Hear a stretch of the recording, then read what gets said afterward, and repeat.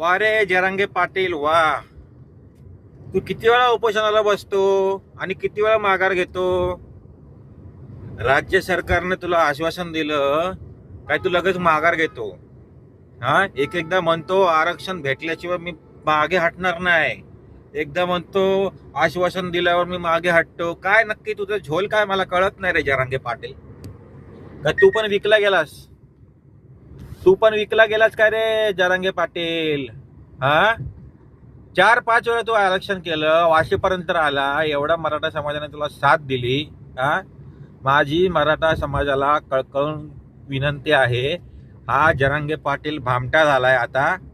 आता याला कोणी साथ देऊ नका. स्वतःचं आरक्षण स्वतः मिळवा. या पाटील फाटीलवर भरोसा ठेवू नका. हा किती वेळा आश्वासनं देतो आणि किती वेळा मागे हटतो, किती वेळा स्थगित करतो आणि मग उपचार घेऊन घरी येतो. लक्षात ठेवा.